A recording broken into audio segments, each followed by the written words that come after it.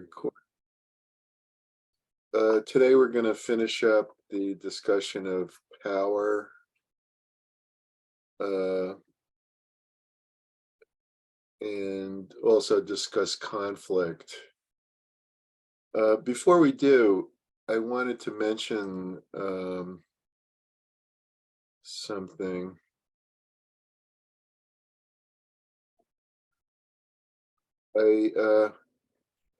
I'm fooling around with this.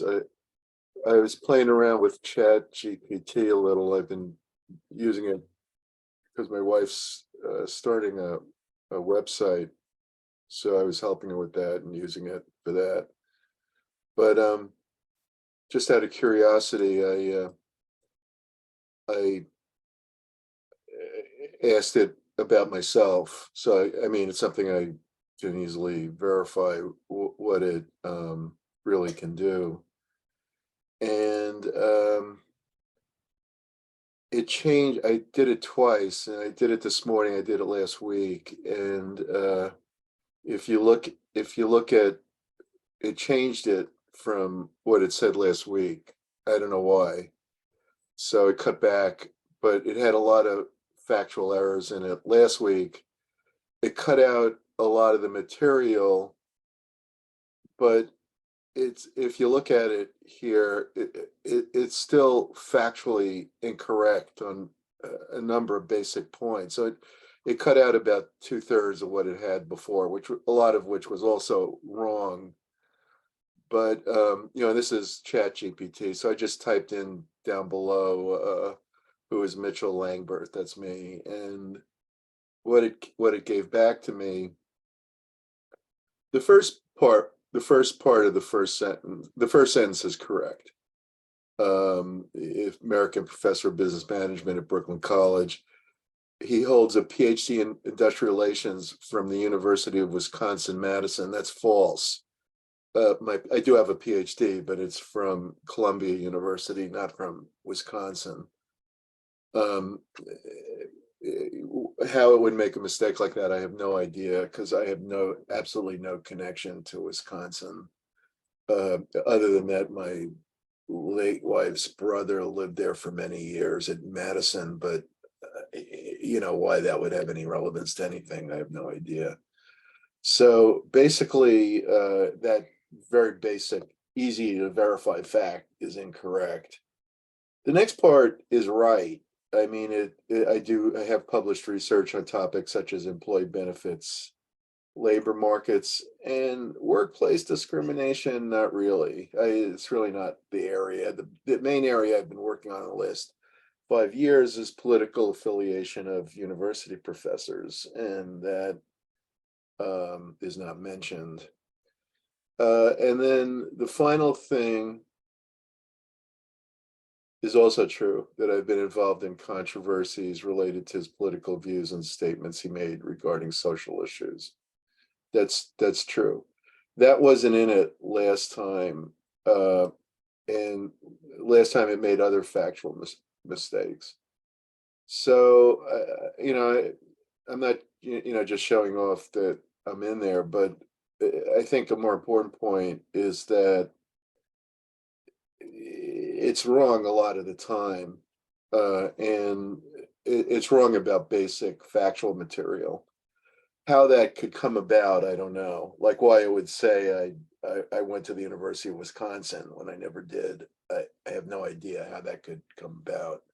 I don't understand how it works in the first place, so I have no idea. But the thing is, if you rely on it for information, you're going to make serious errors.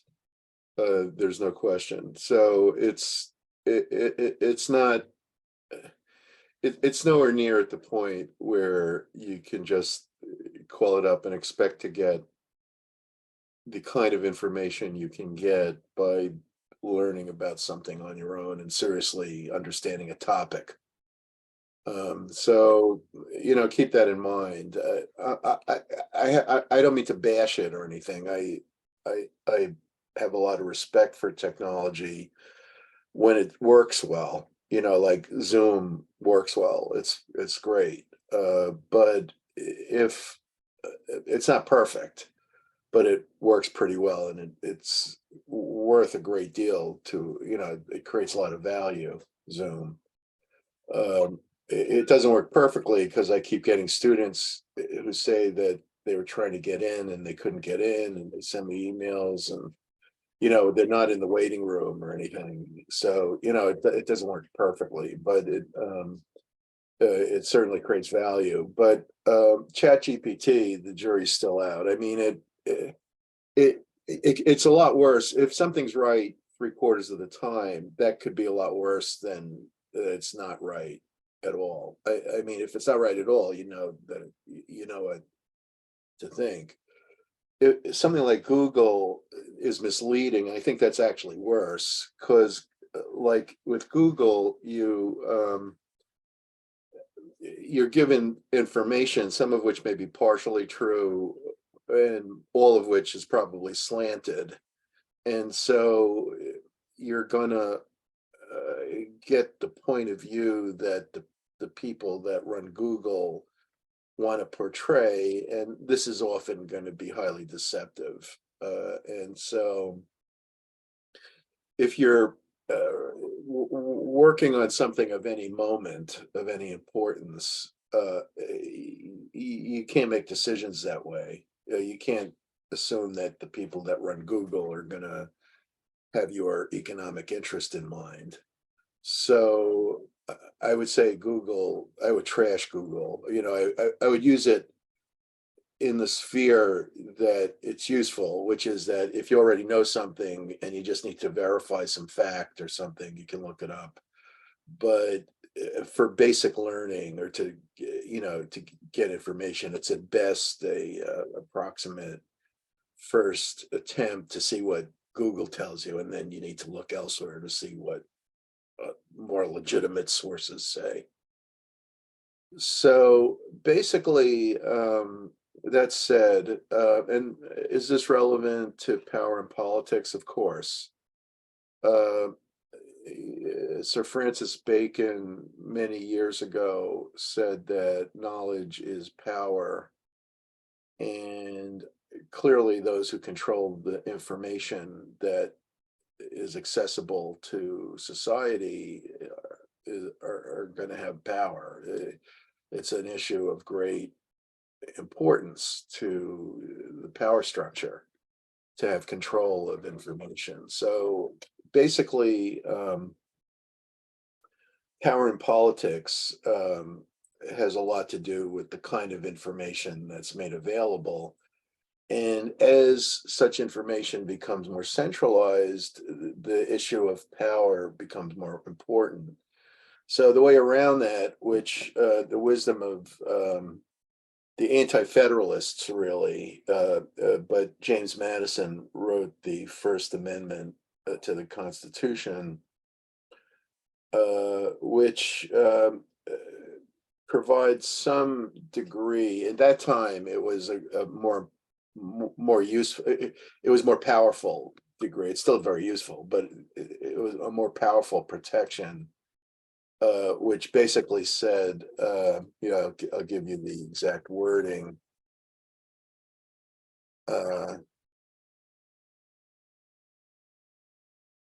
It's very simple. It just says, I just have like the exact wording of it. Congress shall make no law respecting establishment of religion or prohibiting the free exercise thereof or abridging the freedom of speech or of the press or the right of the people to assemble and to petition for a redress of grievances. So the two things that are relevant to what I'm talking about are freedom of speech and freedom of the press. And what that did at that time was it created the ability to just start a newspaper. So every little town in America at that time had multiple newspapers, and there'd be small circulations, of course, but people would have alternative views, and then there'd be Republican papers. At that time, the Republicans were like the Democrats now, and there would be Republican papers and there would be Federalist papers, and they'd be at each other's throats, attacking each other, and that was normal. If you think American politics is vicious now, it's not as vicious as it was back in those days. They were really vicious to each other, and that was how debate occurred. Um, if you have a highly centralized system, it becomes a target for the centralized authorities to manipulate, and so the the the issue of power in politics becomes more important. And so basically, that means when you do your research, you have to think about how susceptible to centralized control is the source I'm using. And the source that's least susceptible to centralized control is books. You can easily run a printing press and publish books, and they're usually too complicated for the kind of people that want to manipulate the public to care about. And so you get in those sources a lot better information. And if you become familiar with the subject, then the different polls and the different, in other words, one side versus the other side, and what the different sides say. And that's very important, because unless you understand what the different schools of thought are in a given subject, you can't really evaluate the biases that are influencing what you're reading. So basically, today I was going to finish up the stuff on power and politics, and also discuss conflict and negotiation. And then next Monday will be your discussion board on The Fog of War, which is one of my favorite movies. And you'll discuss the role of conflict and negotiation in the movie. It plays a very, very big role in that story. It's about the Secretary of Defense under Kennedy, Robert McNamara, very controversial, very brilliant figure, very controversial, and somebody who was involved in some of the major conflicts of the 20th century and negotiations of the 20th century. So basically, I think I was talking last time about the factors that contribute to political behavior, and certainly personal factors play a large role. People who expect a lot from the organization uh, uh, are unlikely to use illegitimate means at politics. People who are high self-monitors, who are sensitive to social cues, or have emotional intelligence, basically, uh, uh, are going to um, be good at politics. People who are skilled at office politics are going to be good at it. Expectations of success at office politics will induce people to use it. So basically, I think if you think about yourself, like if you work in a company of any size, if it's got at least 100 employees, you're gonna have to use office politics to a degree. And usually office politics means that you think about the relationships that you build with the people in the company, and you do things that will be pleasing to the other parties. So in a way, I think politics in a company is not that different from politics in a relationship, except as we saw with the aircraft brake scandal. If the relationships become so entrenched and to such a degree that they're ends to themselves, the politics can become self-destructive. That, in other words, if you put your relationships with the powerful people above doing the right thing, you're going to get into trouble eventually. Recently, there was a case involving Johnson and Johnson where I worked in the early 80s. So it was a long time ago, 40 years ago. But in those days, J&J was a great company. There's no question. I was there when there was this uh, attack on Tylenol, the painkiller, that a psychopath put poison in the Tylenol and put it in bottles in different places in different states. And people started dying from poison that had been injected in the Tylenol. And that's why bottles now always have these difficult to open packaging. It came from that directly. In other words, if you buy a bottle of something, it's always got the sticker on it, and you have to like use a knife to cut it off and stuff. That comes from the Tylenol crisis directly. Before that, you could just open the bottle. It wasn't that big a deal. And so they stood up, and they recalled all the Tylenol. They spent like hundreds of millions of dollars to fix it. They recalled all the Tylenol. They changed the packaging. I thought the brand had been destroyed, but they did the right thing there. And, they got a lot of very good press for it. But while I was there, they had a company store, and you could get, as an employee, you could get half price or less on a lot of the merchandise. So they sell stuff like baby powder and that sort of thing. And I bought a couple of times their product, shower to shower, and people said to me, "Oh, don't use that; it causes cancer." And I was like astonished. I said, how would it cause cancer? I mean, why would they be selling it? It didn't seem like it was possible.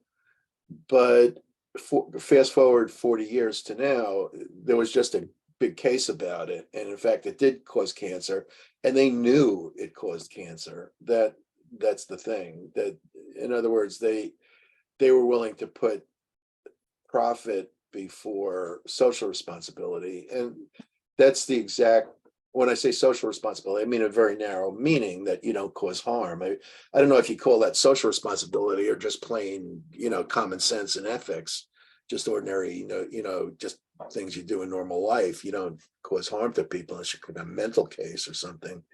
So basically, they did right by Tylenol, wrong by shower to shower. And you got to wonder, like, why those two things would be occurring at the same time, because the cost in the company was basically the cost of recalling Tylenol was huge. It was in the hundreds of millions. And I doubt that the profits over time from shower to shower were any greater than the losses from the Tylenol recall.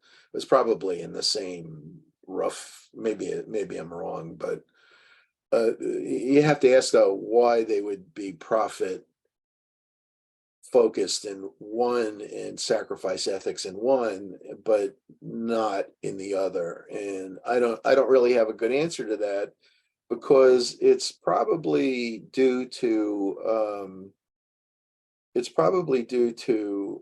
ethics, due to politics. I mean, it's probably due to politics, and politics are very hard to gauge, to Sorry understand. to disturb you, Professor. There's a few people waiting to get in.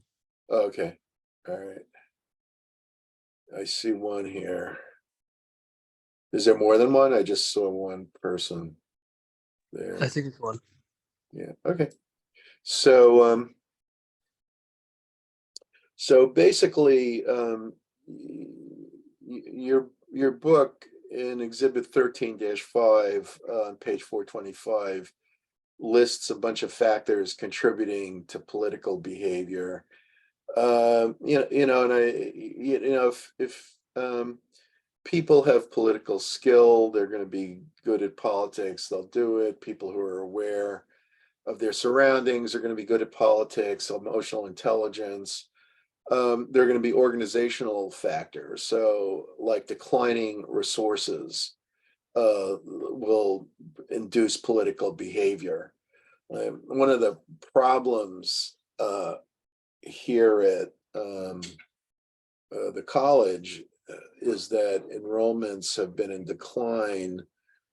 I presume it's because of the tight labor market getting, because jobs are so plentiful now, people don't feel the need to go to college as much. I don't know if that's the reason, but I'm guessing.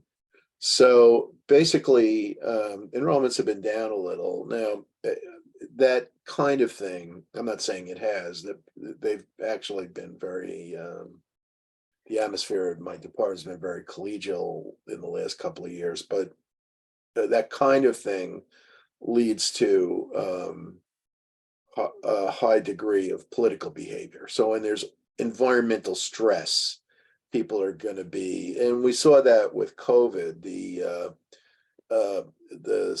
anger and vitriol and partisanship escalated with the COVID problems. All right, so different people. Oh, and some other organizational factors. People who don't trust each other are going to be behaving politically, role ambiguity, unclear performance evaluations. If there's high pressure, at J&J was a very political corporation, more so. I also worked for a mining company, International Nickel, and they're both in the Fortune 500.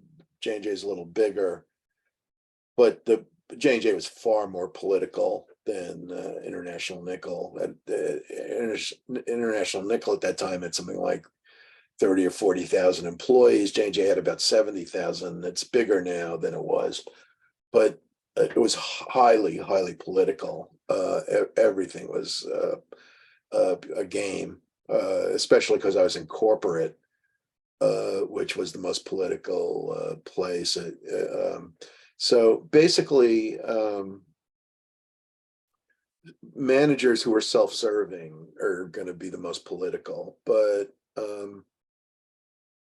I think corporations where there's high stakes and there's competition, there's always going to be a lot of political manipulation. That was true at J&J. It was certainly true at Enron, which we studied. That was a highly political corporation.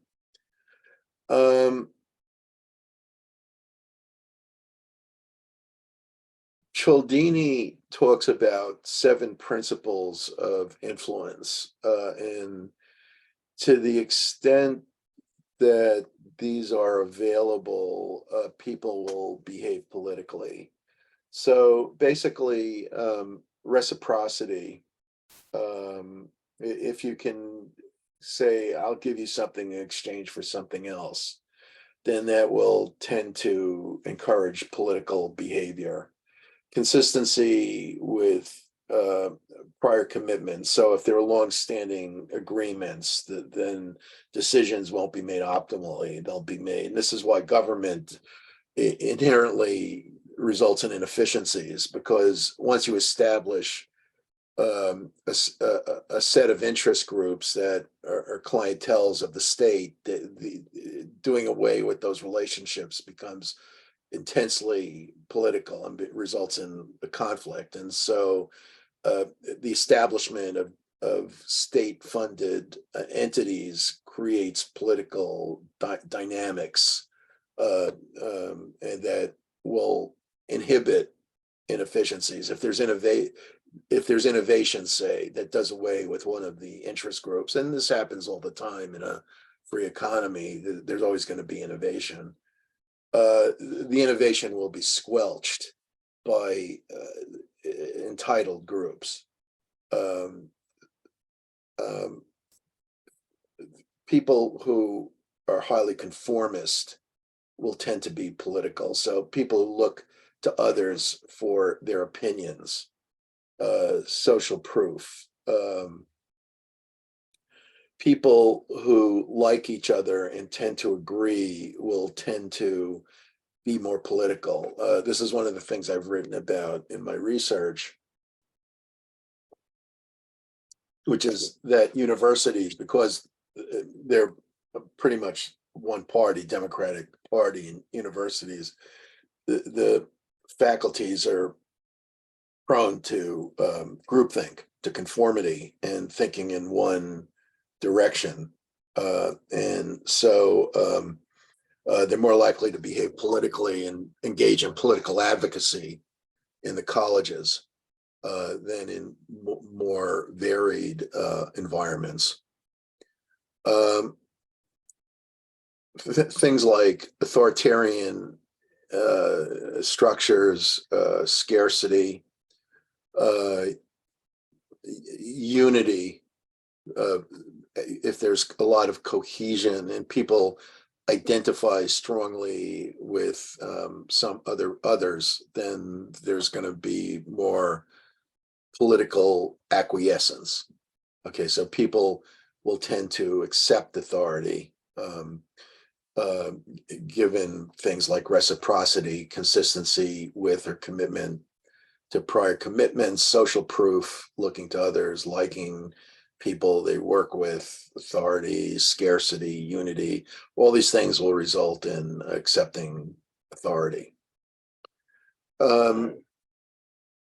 Employees have varied view of politics. Well, some people view office politics as destructive and manipulative. Others see it as a necessary evil. Still others see it as a useful strategy, and still others see it as inevitable and don't really pass value judgment on it.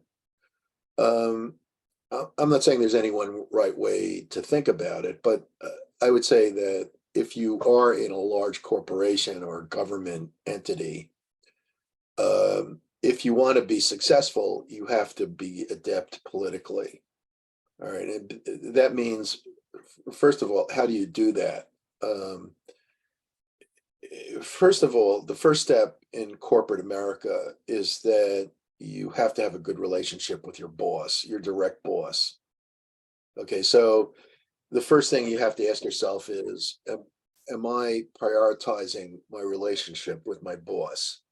That should really be more important to you actually than being a good employee or being productive or serving shareholder interests or serving the public, whatever. If you're in a government entity, I would say your first, if you want to be successful, the first thing you need to do is satisfy your boss.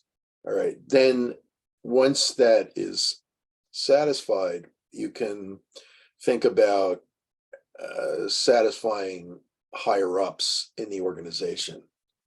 You may not have access to higher ups in the organization, but to the extent that you do, you would probably want to try to develop relationships with them. So, in other words,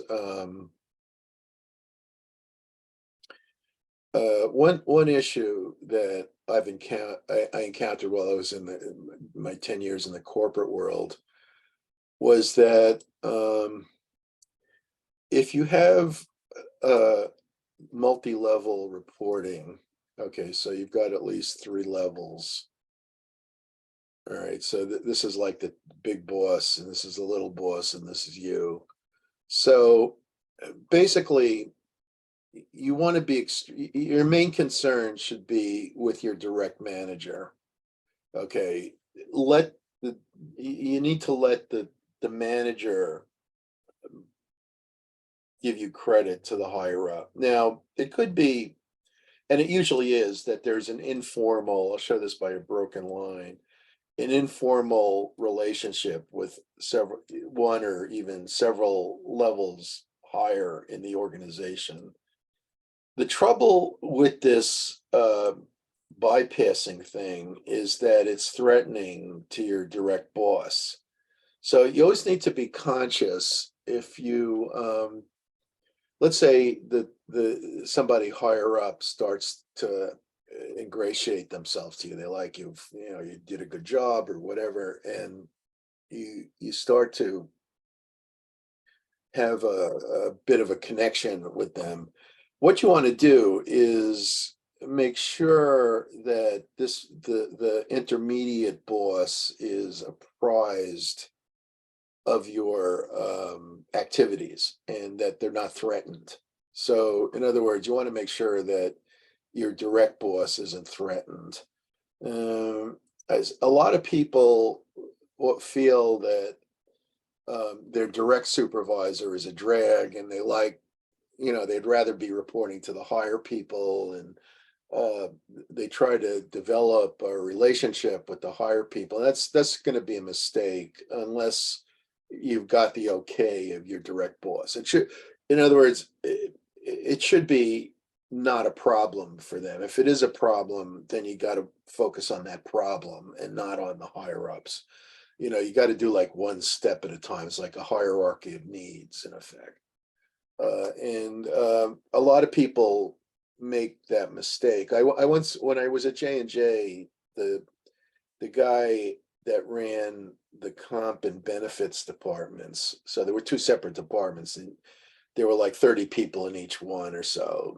So he was overseeing maybe 100 people if you count the secretaries and other support staff and so on.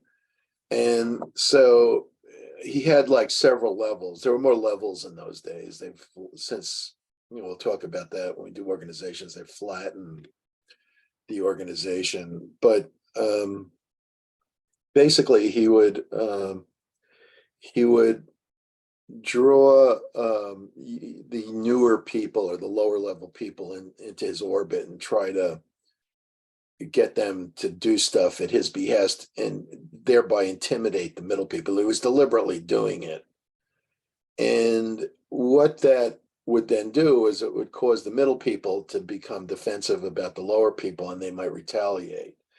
If they did, he wouldn't help the lower people. He didn't care about them. He was let's call it a psychopath. So basically,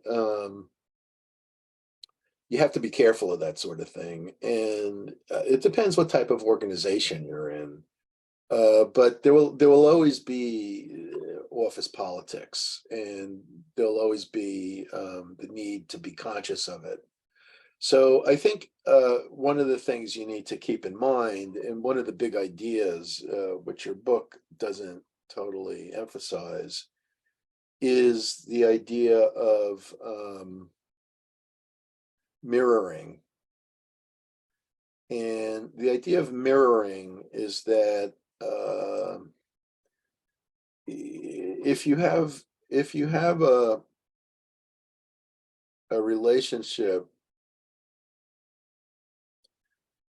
with a supervisor, what you want to do, mirroring, what you want to do is be as much like them as possible.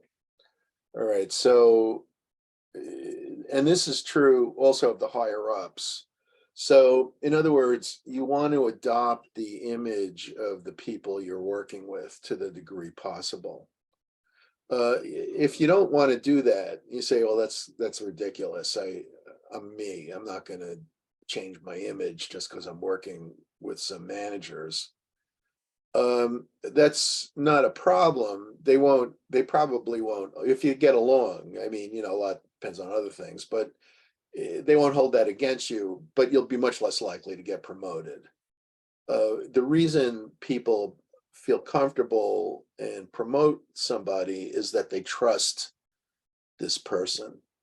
And so your aim in working in corporate America, or if you're in a small business working with an entrepreneur, Of course, if you start your own business, it's different. Then you don't care about politics in that sense. But then, like if you start your own business, then you have to do the same thing with your clients. Then you say, well, how do I mirror my clients so that they feel comfortable with me? And this gets into issues related to neurolinguistic programming, which you can look up on the web, NLP. And the idea of neurolinguistic programming is that you use different forms of speech and body language to win over your customer or your boss, if you will. It could be boss, customer, whatever. Politicians, probably the voters. So basically, the idea of mirroring is a kind of hypnosis, and so by developing the style and matching the mannerisms of the people around you, you win their trust, and this is fundamental to office politics. There's also always important avenues for winning people's trust by ingratiation.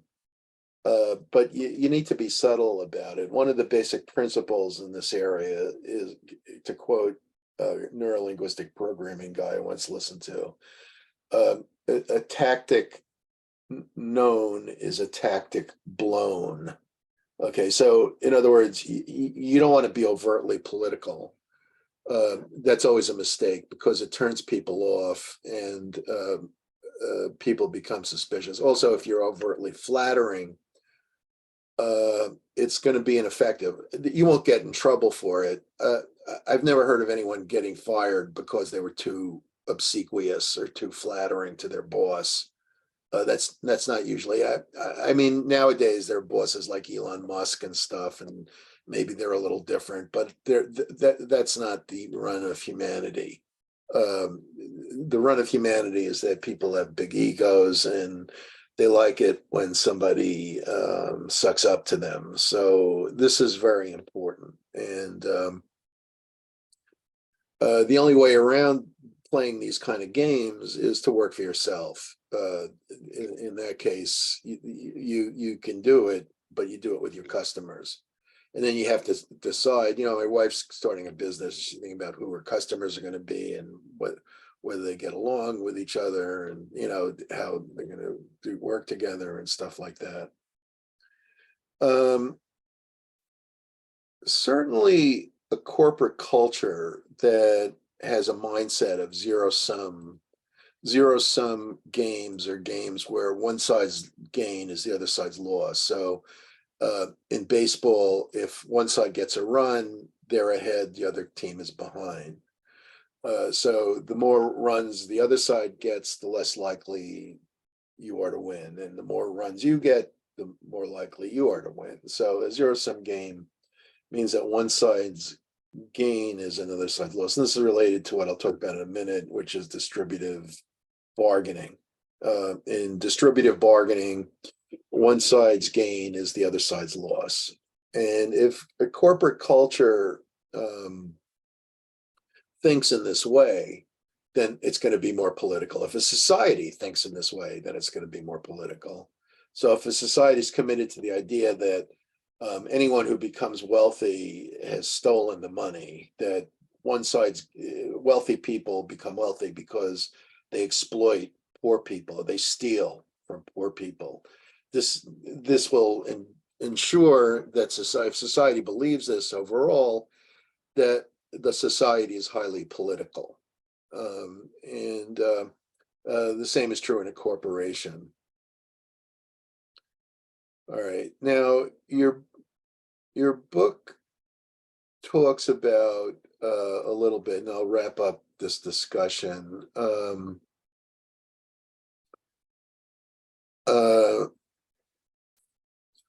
About well, there are a couple of things: employee voice, and also about defensive behaviors. I think those 2 points are useful.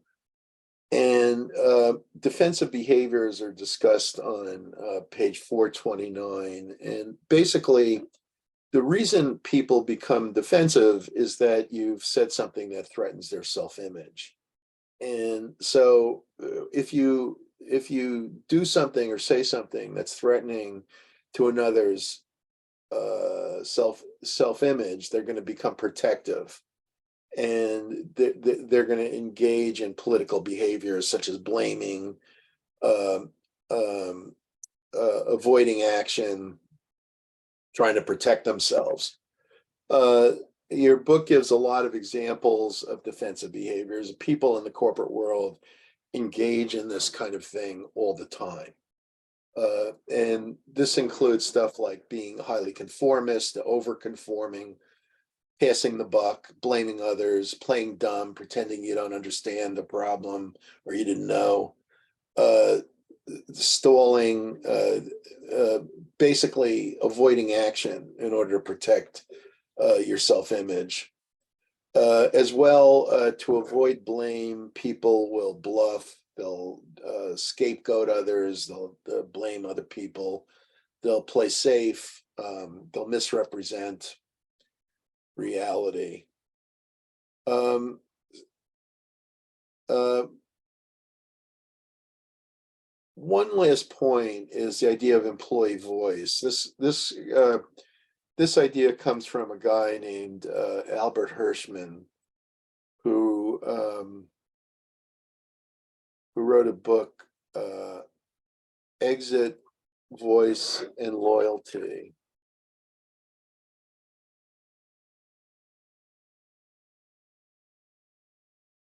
And basically,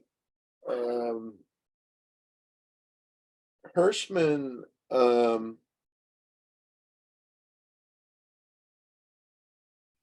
Hirschman argued that there are two basic responses that people can engage in when they have a relationship with an institution. So he looks at, like, if you're a customer of a firm, uh, and the firm does something you don't like, what do? You can complain, or you can stop being a customer of the firm. You can leave.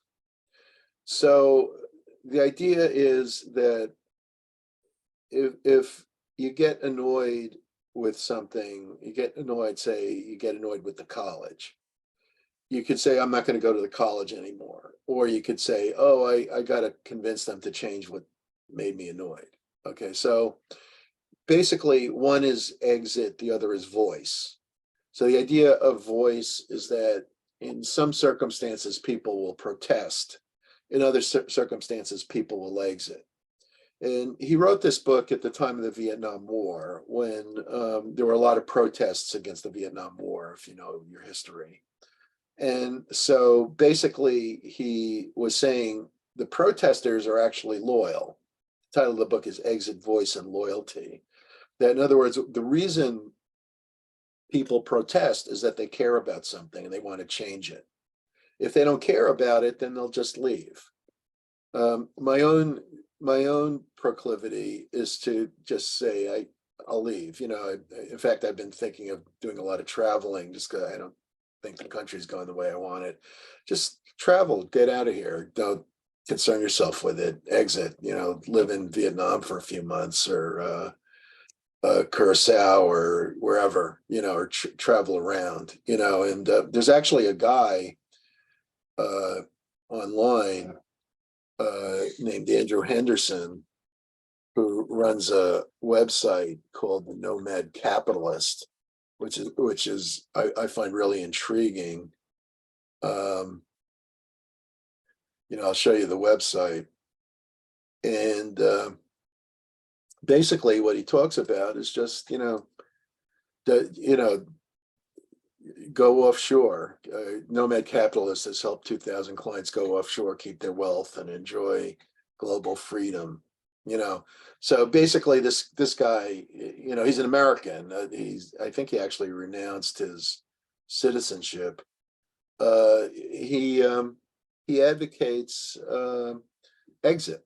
He's saying to people, don't deal with the problems here, exit. Now you can say, well, that's wrong. You should stand up and fight if you think something's wrong. But it may be rational because one person can't really change the way things are going, and it often makes sense just to pull out. And so what Hirschman is saying is that such people like Andrew Henderson and maybe like me uh, are not loyal. They're people who are not committed to things. They move on. And maybe that's true of me. So I think about that a lot. But basically, to the extent that people do protest, they are loyal. And so what a company wants is kind of the way it's kind of in a way the reverse of what most companies really think. Like if a customer complains a lot, that's actually a good sign. If they're complaining, a lot of companies say, "Oh, somebody's complaining, an employee's complaining. That means they're problem." Employee who complains is a problem employee. But actually, what Hirschman is saying is that the employee who complains is the best employee. Like they care enough about the company to complain. What most people would do in our system in America is simply quit. With today's labor market being much tighter, in other words, there are more job opportunities. There's lots of jobs out there. They can't find people to work, so people aren't happy with a place, they just leave, exit, and the result is that companies are having a lot of trouble doing stuff because people are leaving. So basically, the idea of employee voice kind of suggests that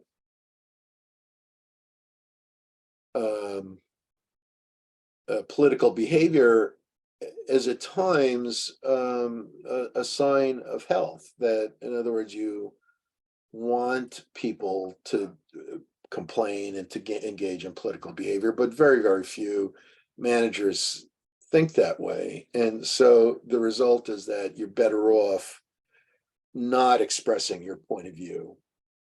You're better off trying to manipulate the system for your own ends. And if you don't care about it, then think about exiting.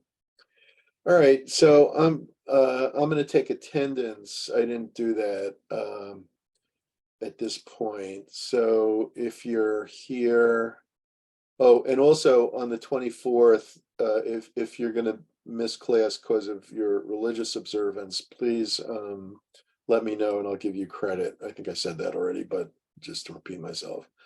So Syed Abbas, are you here? Syed Ahmad, Samima Akhtar.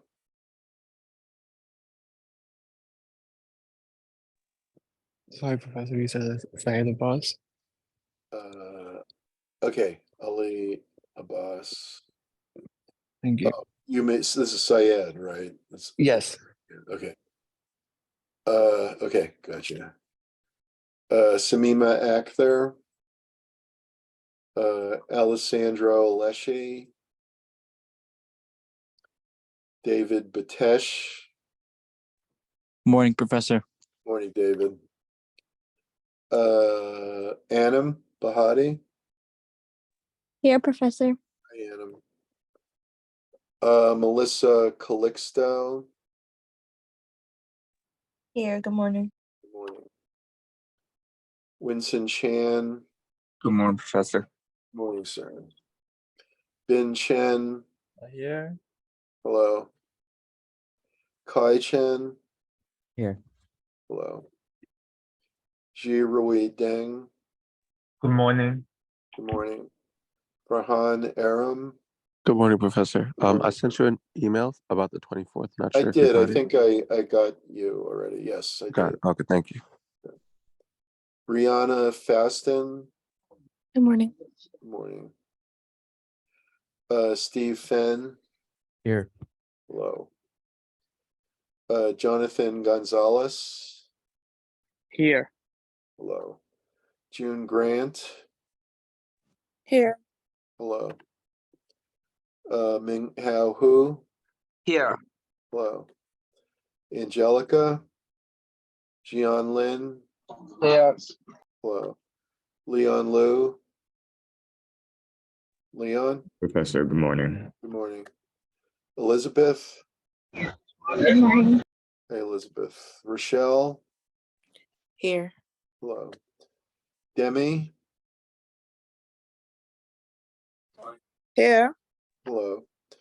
Cameron, Good morning, Professor. good morning, morning. Nicholas, Here. hello. Aquino, Jenny, Here. perfect. Hello. Chenille,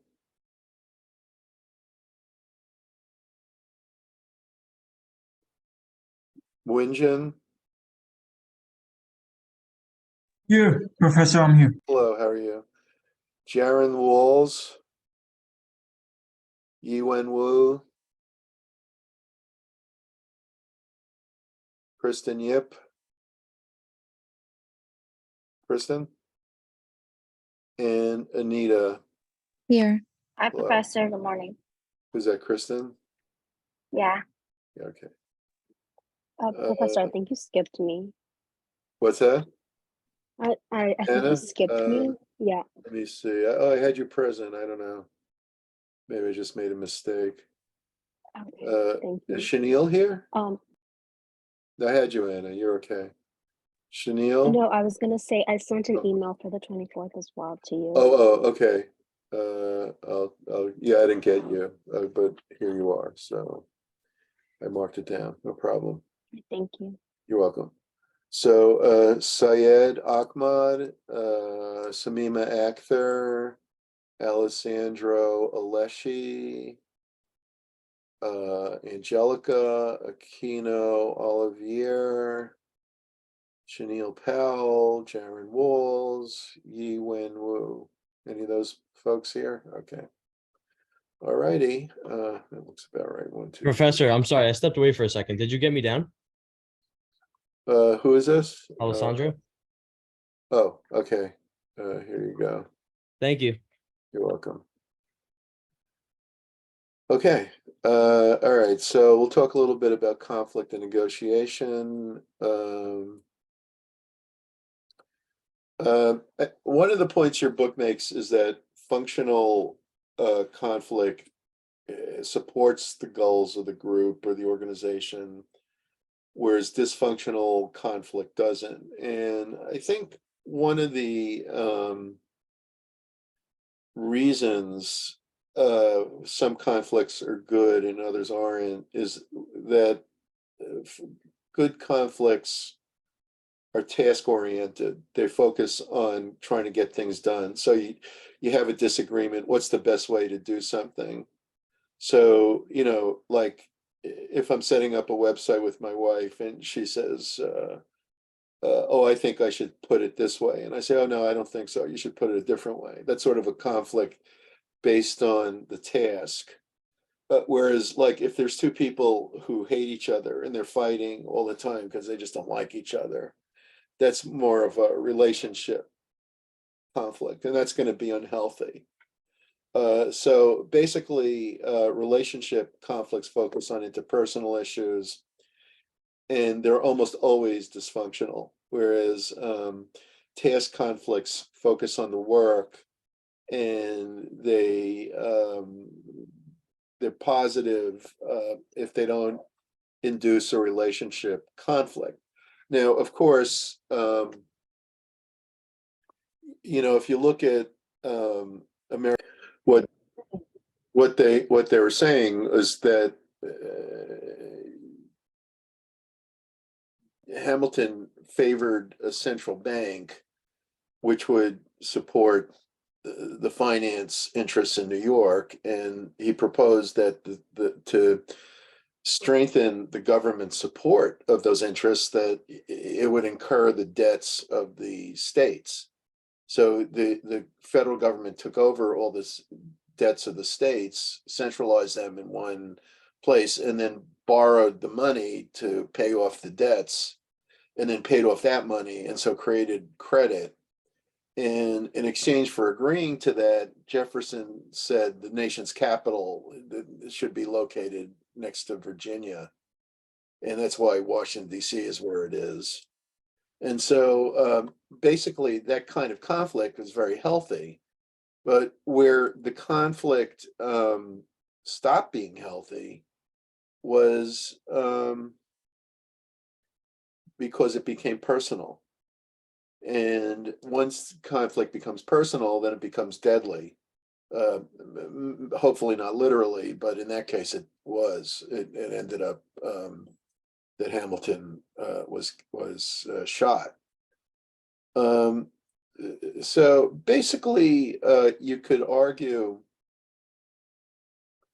that there's a process of conflict where there are some conditions that lead to the conflict, nature of communication. In the case of Jefferson and Hamilton, disagreement over centralization. Secondly, there's personalization and cognition about the conflict. The conflict is perceived by one or more parties. There's some elements of emotional involvement, and negative emotions will often cause people to simplify issues, lose trust, and put negative interpretations on the other party's behavior. People then shift their intentions towards being either assertive or cooperative. You could argue that there are 5 conflict modes that maybe I should spend a little bit of time on, but the 5 conflict modes are, first of all, avoiding,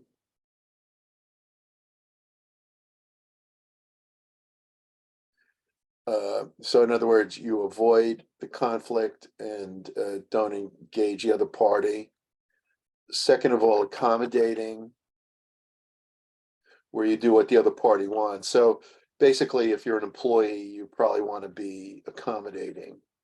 Forcing is where you compel the other party to do what you want, possibly by threat, or some kind of threat of either physical force in some cases, or more commonly in business, fear of dismissal or litigation, contracts. Compromise is where you split the difference. And last but not least, collaboration, which is the only one where you expand the pie. So the first 4 of these would be called win-lose, or distributive. Whoops.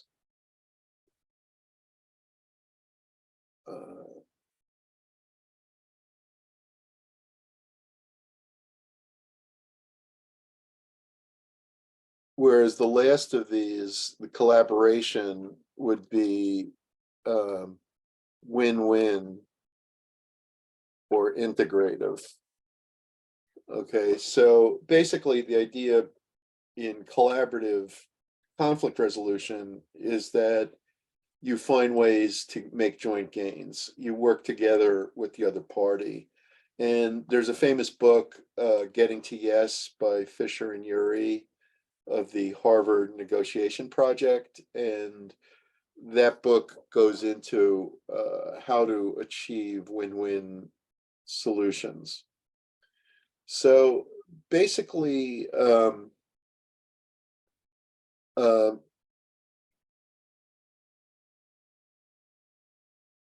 conflict management is the use of management and stimulation techniques to achieve the desired level of conflict. Ways to manage the conflict include policies and procedures, involvement and organizational culture, and socialization. And it's also true that if an additional element of cross-cultural diversity is added to the conflict, it becomes more complicated. Obviously groups are going to have in-group bias, and so if there's conflict that involves different categories, then that will further complicate the conflict. All right, so one question, we can't, it's hard for me to do a negotiation exercise in this class, but one thing we can do, if we were to do one, you could practice. And one thing you might do if you want to develop negotiation skills is just go to a car dealer and try to buy a car. You don't have to actually buy it, but pretend you're buying it and see how low a price you can get on the offer. And basically, I think the more you practice negotiation, the better you will be at it.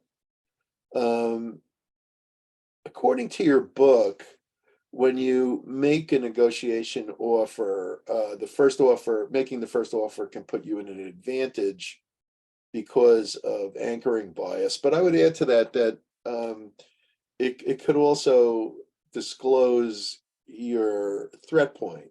Like if you have a conception, if your threat point, in other words, your threat point is the worst you're willing to do. So if you're the buyer, it's the highest price you're willing to pay. If you're the seller, it's the lowest price you're willing to accept. If you make an offer, it could be because you don't totally understand what the other side is willing to do. And it may be that you're at a far different point from where they are. It could be you're well above them. It's often the case, but it could be that you're below them, that you don't understand. They're willing to do much more for you than you get. And if you're in that category, then making an initial offer can harm you because you're willing to work at a place for 50,000, but they're actually willing to offer you 98,000. So you need to find out what the other side's threat points are before you divulge your own and or make your own offer. You may not divulge your threat point. Like you might say, I want 60, but your threat point is 50. You would take 50, but you ask for 60, but they're willing to pay 103. So you're totally off base, but you don't know that yet. So sometimes it's very, very important in negotiation. I mean, a big part of negotiation is getting information. Information is more important than anything else, really, because once you have the information, then you don't have to do a lot of fancy bargaining. The idea of integrative bargaining is that you arrive at win-win psychology, so that you view the negotiation as a problem-solving problem rather than a competition. And a lot of people don't agree with that. A lot of people see that there are a lot of people who are hard bargainers who see negotiation as a win-lose kind of thing. So anyway, we'll pick this up next time. I see we're just about out of time. So those of you who are having a holiday on Monday, have a nice holiday. Otherwise, I'll see everyone else, and we'll continue talking about conflict and negotiation. Take care.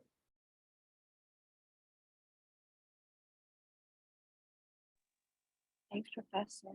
Bye. Welcome. Take care, Kristen.